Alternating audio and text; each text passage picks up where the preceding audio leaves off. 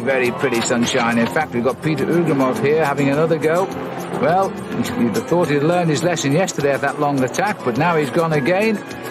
And indeed, he's starting to go right through now, because this is the Chazal rider, Arturas Kasputis, who he's caught and gone past on the Col de la Croix-Fry. And that's an interesting move there.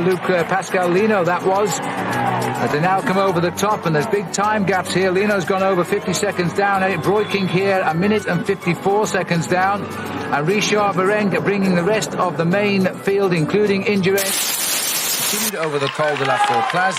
And on the Col de Croix-Fry, he is still ahead and going very, very well. It must be a suicide mission, Paul. Virenque leads this group over now, 1 minute and 6 man for Armstrong. Look at the look of aggression on the face of Jan Ullrich here, and I still feel this man, his day is not done yet. I don't believe it is done yet, but I tell you what, Carlos Sastre there, just on the left-hand side at the back in the CSC jersey, he has to stay in contact with this group, because if he doesn't, Levi Leipheimer in the Rabobank jersey is going to move up another couple of places in the overall classification. Ullrich, look at the power he's getting out of the saddle. He's a strong bike rider. I cannot believe that he will not accelerate before the summit of this climb. But the man in a spot of bother at the back is number 17 there, Andreas Kloden. I wonder. Third overall. I wonder.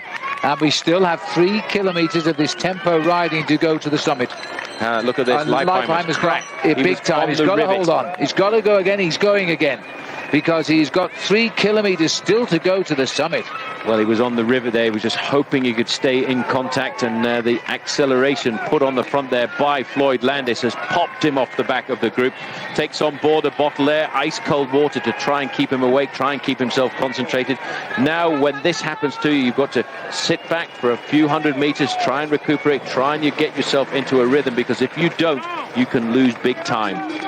Well, he still has time on his side. All of those riders leaving him behind now are ahead of him in the overall, with the exception of Landis, of course, who's well down, having sacrificed time in favour of helping Armstrong.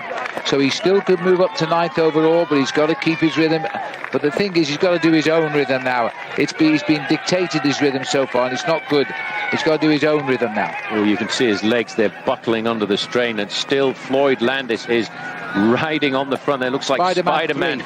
That's the side of the road, Spider-Man, trying to encourage the riders here at the end of the big mountain stage of the Tour de France. Landis looks across at his team leader.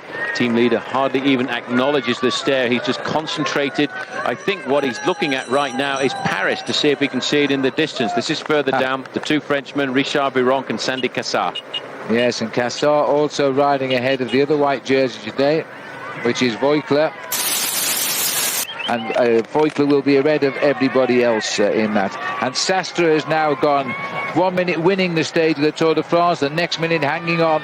But what he was trying to do was to go out and hopefully try and get himself the stage victory, and if possible put some pressure onto the shoulders of Lance Armstrong and Jan Ullrich, because Ivan Basso, I think, was hoping to try and get off the frontier and get himself a big buffer over the 2 German riders from T-Mobile, Jan Ullrich and Andreas Kloden, before the final time trial of the Tour de France, where even then the final result will not be known until we get to the finishing line in Besançon. Well, there's no doubt who the top 4 riders are in this year's Tour de France, because they are again locked in battle on a shoulder-to-shoulder stage here.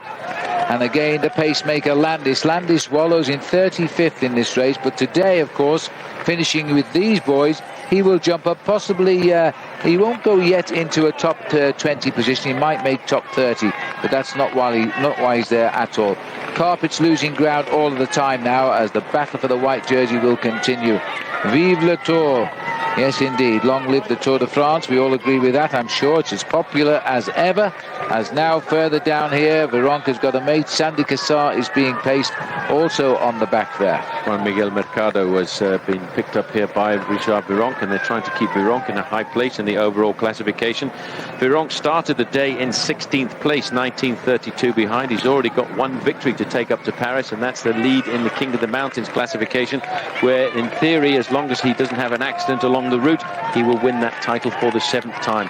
Armstrong looks so comfortable out of the saddle here, just looking at the back of his teammate Floyd Landis, who has done the most excellent job here this afternoon of setting an incredible pace, eliminating everybody else from the bike race.